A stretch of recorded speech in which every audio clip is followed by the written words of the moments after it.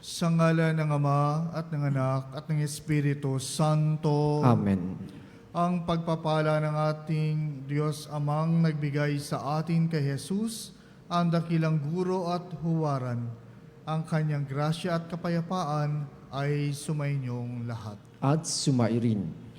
Ipinaalala sa atin ang tema ngayon ng kahalagahan ng kautusan ng Diyos at ang mga pagpapahalagang taglay nito. Saglit tayong manahimik at suriin ang ating asal ayon sa ganitong mga pagpapahalaga.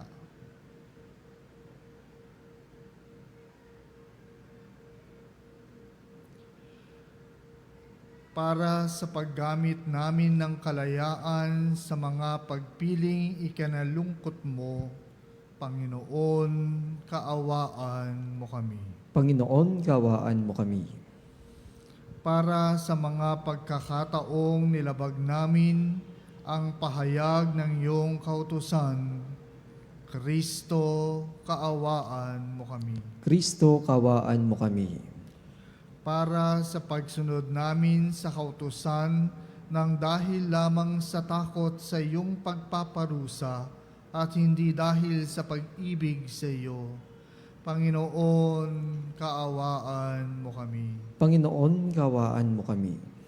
Kaawaan tayo na makapangyarihang Diyos, patawarin tayo sa ating mga kasalanan at patnubayan tayo sa buhay na walang hanggan. Amen. Papuri sa Diyos sa kaitaasan.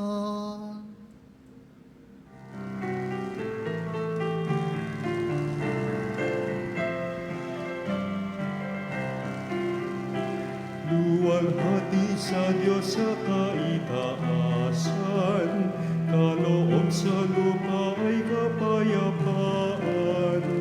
Pinupuri ka't ipinagdarangal, sinasamba ka dahil sa dakila mong kalwalhatian. Panginoon naming Diyos, Hari ng langit, Amang makapangyarihan, Panginoong Jesucristo, bugtong na anak ng Diyos, kordero ng Ama. Ikaw na nag-aalis ng mga kasalanan ng sanlibutan. Tanggapin mo ang aming kahilingan, ikaw na naluluklok sa kanan ng Ama. Maawa ka sa amin, ikaw lamang ang banal, Panginoon Jesucristo, kasama ng Espiritu, sa luwalhati ng Ama. Amen, Amen, Amen, Amen. Manalangin tayo.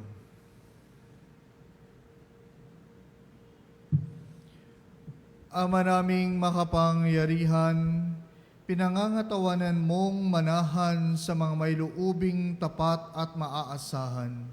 Sa kagandang loob mo, kami naway makapamuhay bilang mga mapalad na maging iyong tahanan. Sa pamagitan ni Jesucristo, kasama ng Espiritu Santo, magpa sa walang hanggan. Amen.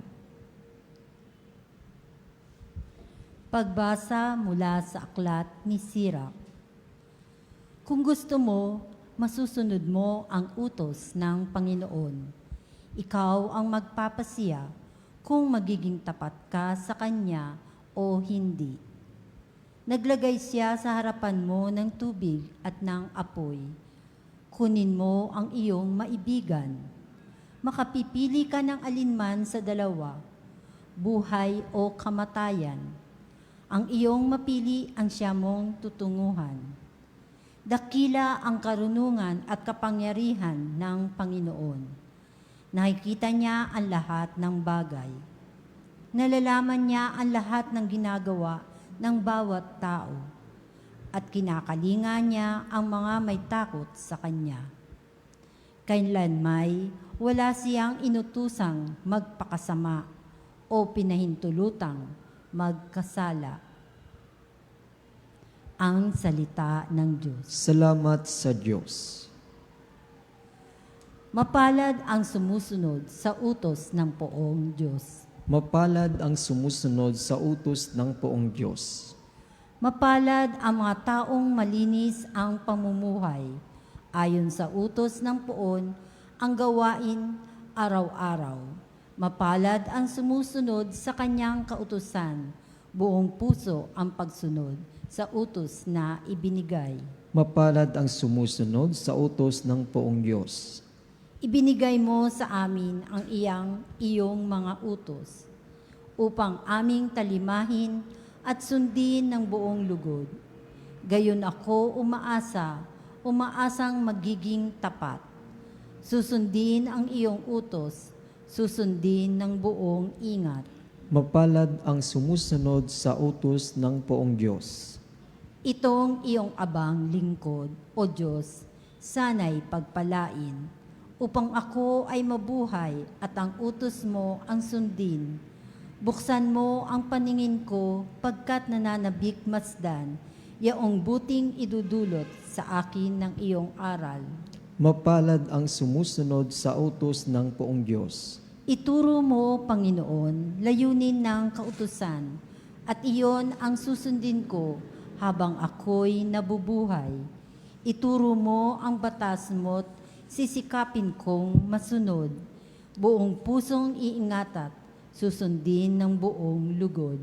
Mapalad ang sumusunod sa utos ng poong Diyos. Pagbasa mula sa unang sulat ni Apostol San Pablo sa mga taga-Korinto. Mga kapatid, sa mga may sapat na gulang sa pamumuhay espiritual, karunungan ang ipinangangaral namin. Subalit hindi karunungan ng sanlibutan ito o ng mga tagapamahala sa ngayon na nakatakdang malipol. Ang tinutukoy ko ay ang panukala ng Diyos na nalihim sa tao.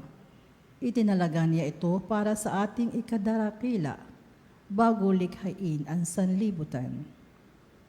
Isa man sa mga tapamahala sa kapanahon ng ito'y walang nakaunawa sa panukalang iyon, sapagkat kung naunawaan nila iyon, hindi sana nila ipinako sa krus ang dakilang Panginoon.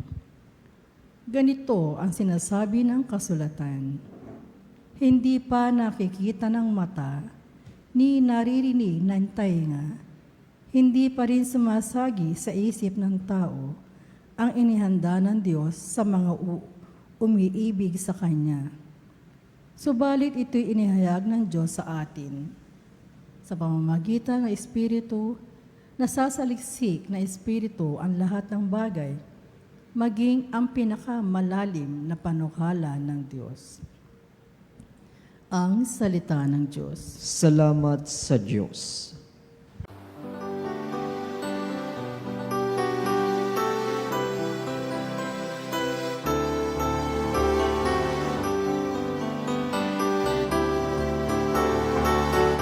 Alleluia, alleluia, alleluia, alleluia, alleluia, alleluia, alleluia. Alleluia, alleluia, alleluia, alleluia, alleluia, alleluia.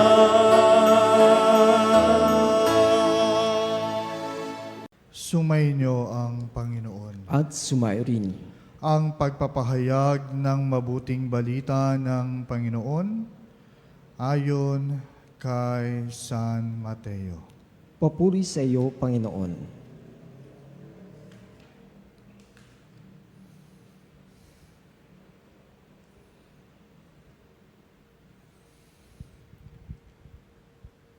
Noong panahong iyon, sinabi ni Jesus sa kanyang mga alagad, "Sinasabi ko sa inyo, kung ang pagsunod ninyo sa kalooban ng Diyos ay tulad lamang sa pagsunod ng mga eskriba at mga pariseyo, hindi kayo makapapasok sa kaharian ng Diyos.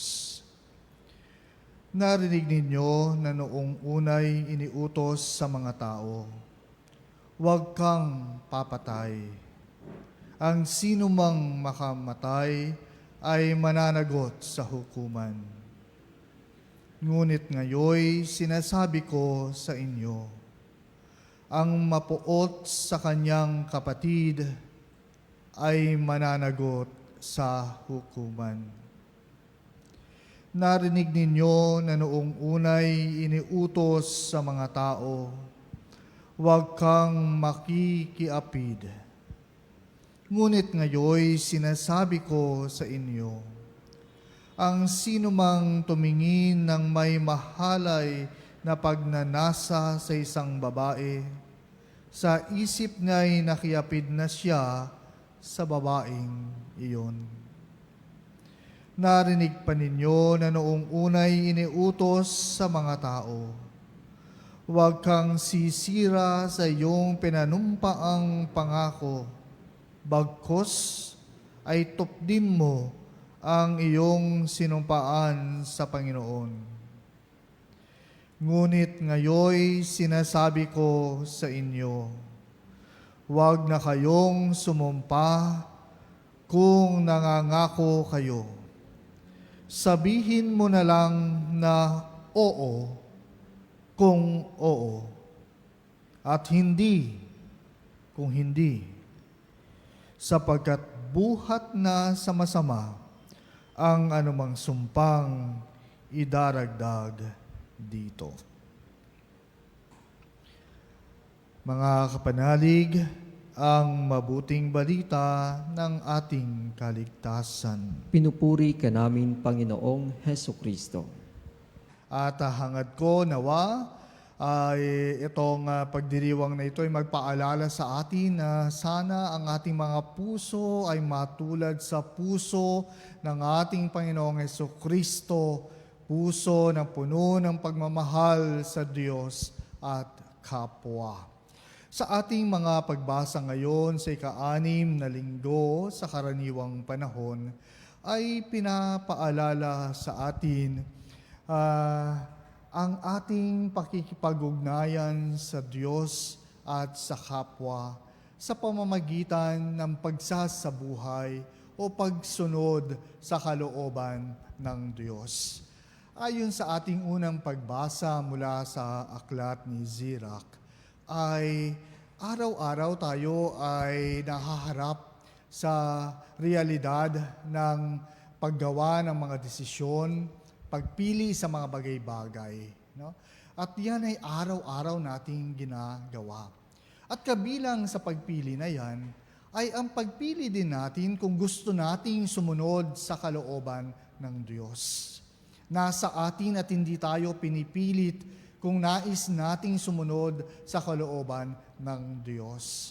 Pero ang mungkahi ni Sirach ay mas mainam, and it is very wise na piliin mo na sumunod sa kalooban ng Diyos. Dahil ang Diyos na ito na makapangyarihan at alam ang lahat ng bagay at alam lahat ng nasa sa loobin ng tao, ay kailanman na hindi ka ipapahamak at kailanman na hindi ka hahayaang matungo sa kasamaan.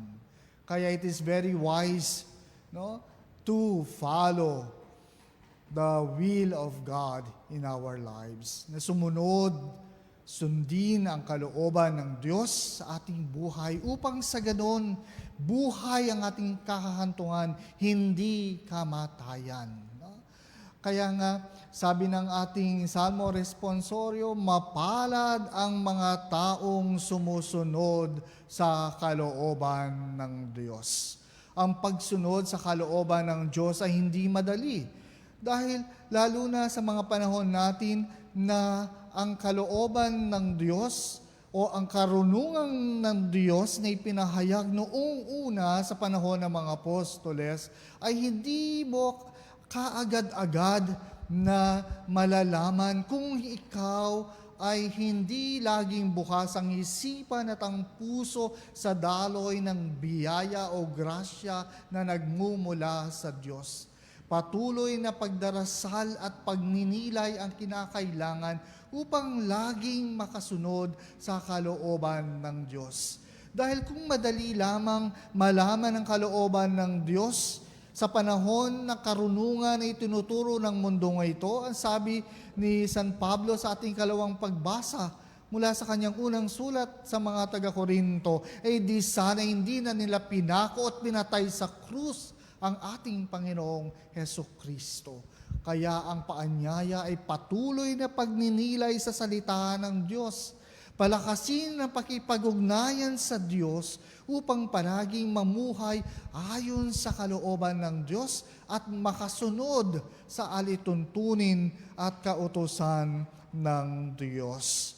Kaya nga ang ating Panginoong Hesukristo ay inaanyayahan tayo na suriin natin yung ating pagiging tagasunod ni Kristo, ang ating pagiging Kristiyano. Ang sabi ni Jesus, kung ang inyong pagsunod sa kalooban ng Diyos ay tulad lamang ng pagsunod ng mga eskriba at mga pareseyo, ay nako, hindi kayo makakapasok sa kaharian ng Diyos. Anong klase bang pagsunod sa kalooban ng Diyos ang pinapakita ng mga eskriba at mga pareseyo? Pakitang tao. No? Sila'y sumusunod dahil may nais silang kapalit na makuha sa pagsunod, at yan ay ang paghanga ng tao sa kanila. Sumusunod sila dahil nais nilang ipamukha sa mga tao, lalong-lalo na sa mga dukha at mga aba, na mataas ang kanilang antas at ang mga aba ay mababa. No? Makapansariling motibo ang pagsunod nila sa kalooban ng Diyos. Tanging doon sa panglabas na pagsunod na hindi dumadaloy doon sa kalooban ng kanilang pagkatao, na sana yun sa tulong ng biyaya ng Diyos ang magpapabago ng kanilang isipan at ng kanilang puso. Transformation ng kanilang buong pagkatao dahil sila ay sumusunod sa Diyos. Kaya nga ang paalala ng ating Panginoong Hesukristo, kung ang pagsunod ninyo ay parang ganito lamang, una, sabi niya, sinasabi noon ipinag-utos, huwag kang papatay. No? Dahil ang sino mang makamatay ay mananagot sa hukuman. Pero ngayon, kung yung pagpatay na inuutos sa iyo ay para sa iyo ay pagsunod na sa kalooban ng Diyos at yun lang ang kaya mong gawin. Ang sabi ni Jesus, hindi ganon. Ngayon, sinasabi ko sa inyo, kung ikaw ay mapuot sa iyong kapatid, ay mananagot ka na sa hukuman. No? At sabi pa ni Jesus, darinig ninyo nung una inuutos sa mga tao, huwag kang makikiapid. Pero ngayon sinasabi ko sa iyo, pagka tinignan mo ang isang tao at meron kang pagnanasa, ay ikaw ay nagkakasala na. At sinabi ni Jesus, dugtong pa niya, kung kayo ay mangangako sa Diyos at tapos mas maigi pa na alisin natin yung pangako. Ang sabi ni Jesus, kung oo, panindigan mo. Hindi mo na kailangan mangako pa. Sasabihin, di ba? Ay sige, sinusumpa ko, pinapangako ko sa iyo, pakakasalan kita sa lahat ng mga simbahan. Kung gusto mo, gawin mo. Kung oo, pag hindi, hindi. Simple lang. Wala nang marami pang palabok. No? At yan ang tunay na pagsunod sa kalooban ng Diyos. Kung pinipili mo si Kristo, ang sagot mo kay Kristo, oo, panindigan mo yung oong yun hanggang kamatayan. Huwag ka nang manumpa-numpa pa. Isaloob mo, isabuhay mo ang pagsunod na yun kay Kristo. At kung ating susundin ang mungkahing ito ng ating Panginoong Hesukristo, na ile-level up natin yung pagsunod sa kalooban ng Diyos, hindi lang tayo dun sa pakitang tao, hindi lang dong ito lang, pero hihigitan pa yon, then makakasiguro tayong makakapasok sa kaharian ng Diyos. Mga kapanalig, batid kong hindi madaling gawin ang mga hamon ng Ebanghelyo. Pero lagi kong sinasabi, sa Diyos natin, ang imposible sa tao ay posible sa Kanya. Ang kailangan lang natin, magtiwala sa Kanya.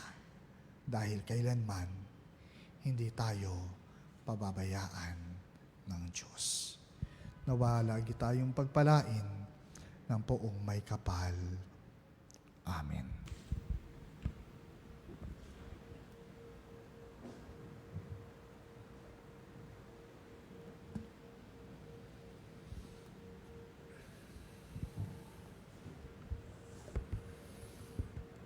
Atin po ngayong ipahayag ang ating pananampalataya. Sumasampalataya ako sa Diyos Amang makapangyarihan sa lahat, na may gawa ng langit at lupa.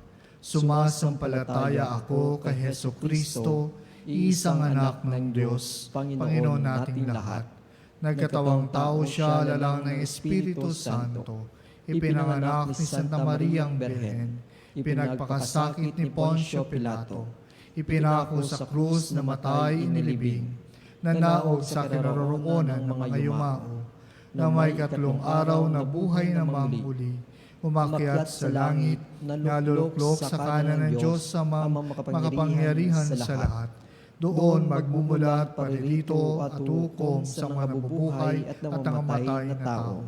Sumasampalataya naman ako sa Diyos Espiritu Santo, sa banal na simbahang katolika, sa kasamahan ng mga banal, sa kapatawaran ng mga kasalanan, sa pagkabuhay na mamuli ng mga namatay na tao, at sa buhay na walang hanggan. Amen. Amen.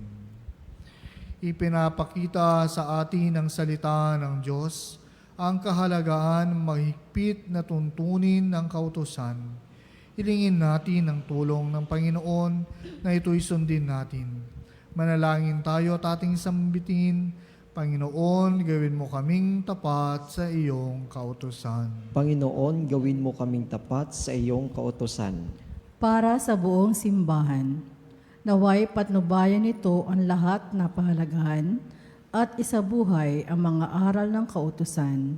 Manalangin tayo. Panginoon, gawin mo kaming tapat sa iyong kautusan.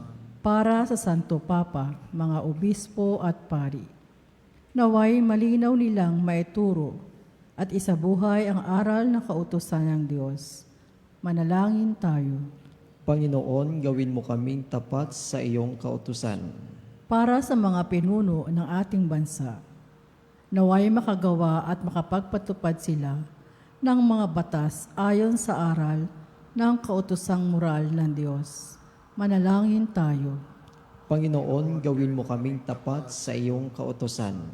Para sa ating mga katikista, guro at mga vloggers at media practitioners, naway patuloy nilang isabuhay at itaguyod ang kanilang mahalagang misyon sa moral na paghubog ng bagong henerasyon.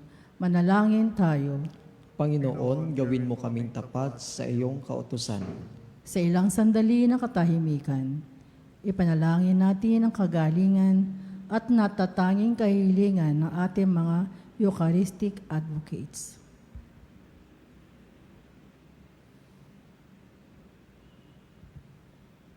Manalangin tayo. Panginoon, gawin mo kaming tapat sa iyong kautusan.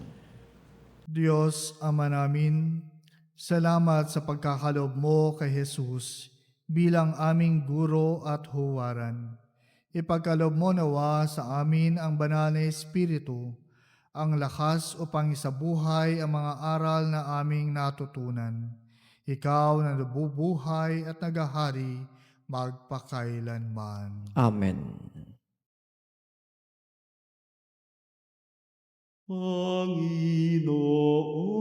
Panginoon, aming alay. itong alak at tinapay sa altar mo ilalagay, tanggapin sa iyong kamay. Alay namin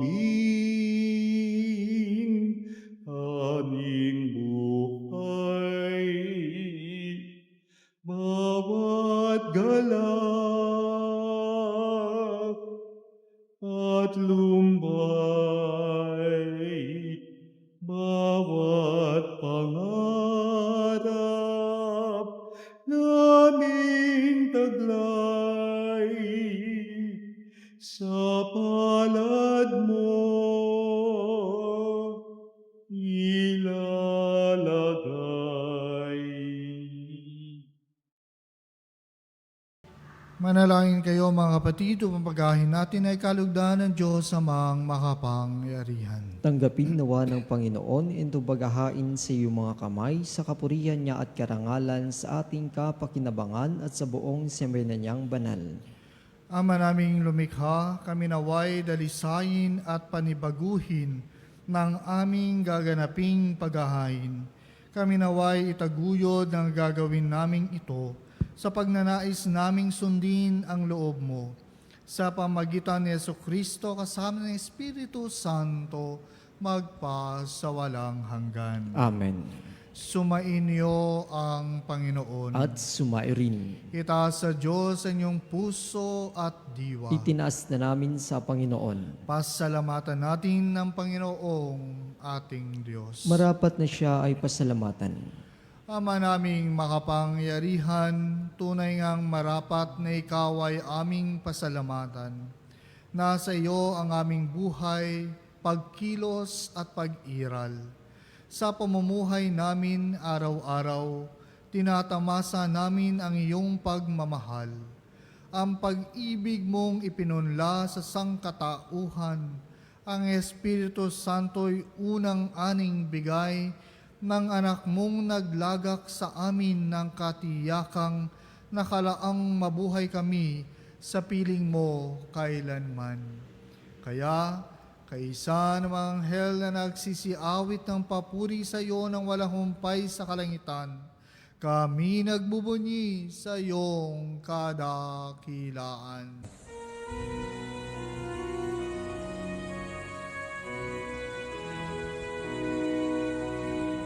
Santo, Santo, Santo, Panginoong Diyos ng mga hukbo, napupuno ang langit at lupa ng kadakilan mo. Hosana, Hosana sa kaitaasan, pinagpalang na paririto sa ngalan ng Panginoon. Hosana, Hosana sa kaitaasan.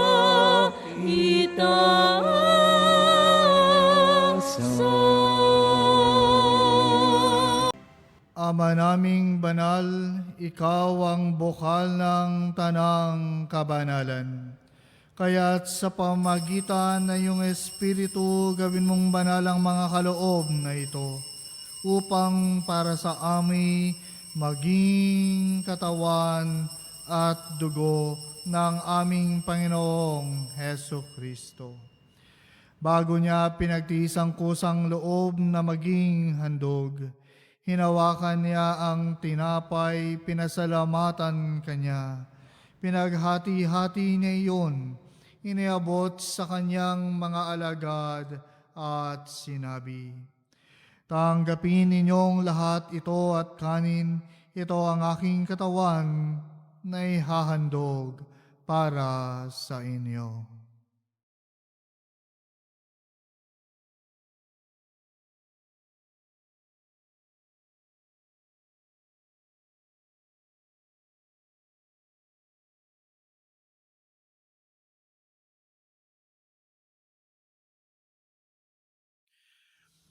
Gayon din naman nung matapos ang hapunan, hinawakan niya ang kalis. Muli kanyang pinasalamatan. Iniabot niya ang kalis sa kanyang mga alagad at sinabi, "Tanggapin ninyong lahat ito at inumin. Ito ang kalis ng aking dugo, ng bago't walang hanggang tipan. Ang aking dugo na ibubuhos para sa inyo at para sa lahat, sa ipagpapatawad ng mga kasalanan. Gawin ninyo ito sa pag-alala sa akin."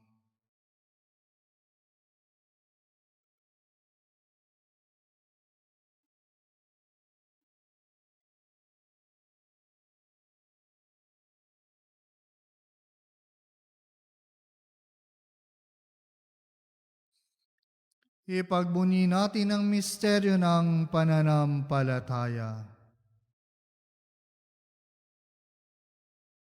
Si Kristo ay gunitain, sarili ay pinihain, ilang pagkait inumin, pinagsasaluhan natin, hanggang sa siya'y dumating, hanggang sa siya'y dumating. Ama, ginagawa namin ngayon ang pag-alala sa pagkamatay at muling pagkabuhay ng iyong anak. Kaya tiniaalay namin sa iyo ang tinapay na nagbibigay buhay at ang kalis na nagkakaloob ng kaligtasan. Kami nagpapasalamat dahil kami iyong minarapat na tumayo sa harap mo para maglingkod sa iyo. Isinasamo namin kami magsasalo-salo sa katawan at dugo ni Kristo ay mabuklod sa pagkakaisa sa pamagitan ng Espiritu Santo. Ama, lingapin mo ang iyong simbahang laganap sa buong daigdig. Puspusin mo kami sa pag-ibig kaysa ni Leon na aming Papa at ni Elias na aming Obispo at ng Tanang Kaparian. Alalahanin mo rin ang mga kapatid naming nahimlay nang may pag-asang sila'y muling mabubuhay. Gayon din ang lahat ng mga pumanaw. Kaawaan mo sila at patuloyin sa iyong kaliwanagan. Kaawaan mo at pagindapatin kaming lahat na makasalo sa iyong buhay na walang wakas. Kaisa ng mga labireng Maria na ina ng Diyos, kaisa ni San Jose na kanyang kabiyak ng puso, kaisa ng mga apostol at ng lahat ng mga banal na namuhay dito sa daigdig ng kalugod-lugod sa iyo. May pagdiwang nawa namin ang pagpupuri sa kararangal mo sa pamagitan ng iyong anak na aming Panginoong Hesu Kristo. Sa pamamagitan ni Kristo, kasama niya at sa Kanya, ang lahat ng parangal at papuri ay sa iyo, Diyos amang makapangyarihan kasama ng Espiritu Santo, magpasawalang hanggan. Amen. Amen. Amen.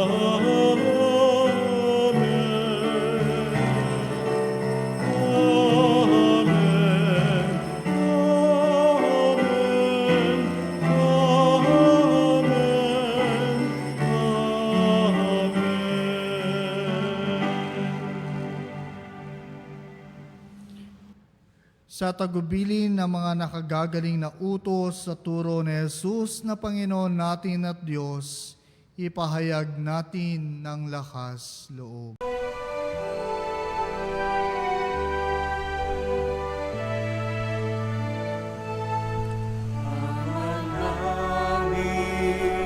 Sumasalangit ka, sambahin ang ngalan mo, mapasa amin ang kaharian mo, sundin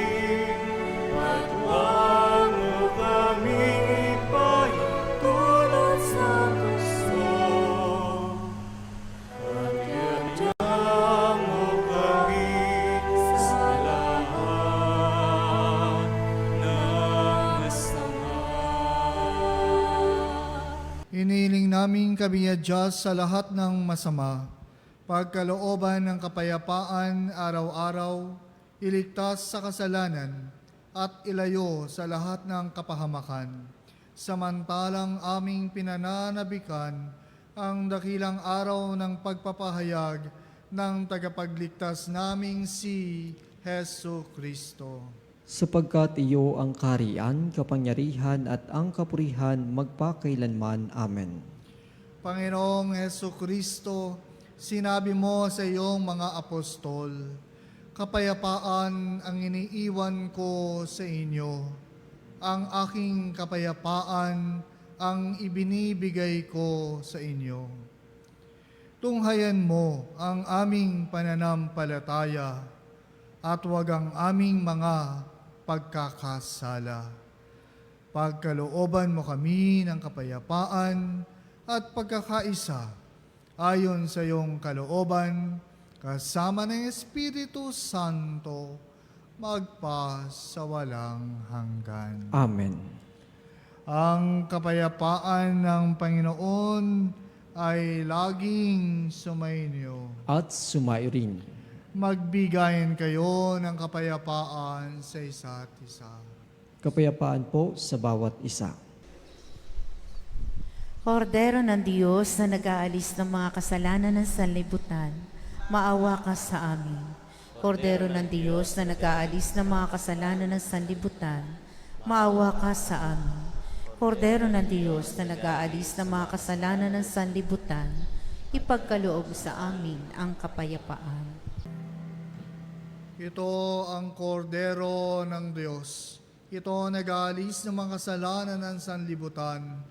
Mapapalad ang inanyayahan sa piging ng kordero. Panginoon, hindi ako karapat-dapat na magpatuloy sa iyo. Ngunit sa isang salita mo lamang ay gagaling na ako. Pagsanggalang po tayong katawan, dugo ni Kristo para sa buhay na walang hanggan.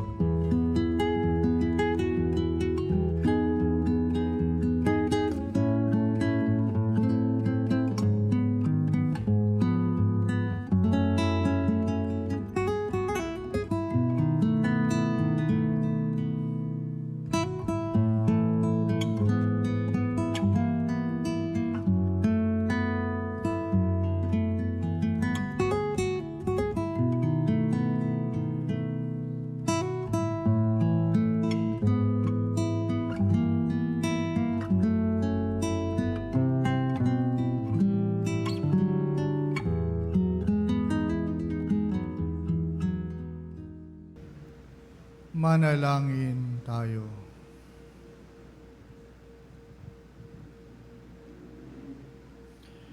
Ama naming mapagmahal, kaming pinagpagsalo mo sa banal na pakikinabang, ay gawin mong laging manabik na pagsaluhan ang kaloob mong ito sa aming ikabubuhay. Sa pamamagitan ni Jesucristo, kasama ng Espiritu Santo, magpa sa walang hanggan. Amen. Sumainyo ang Panginoon. At sumairin. At pagpalain nawa kayo ng makapangyarihang Diyos, Ama, Anak, at Espiritu Santo. Amen. Naialay na natin ang ating Eucharistia.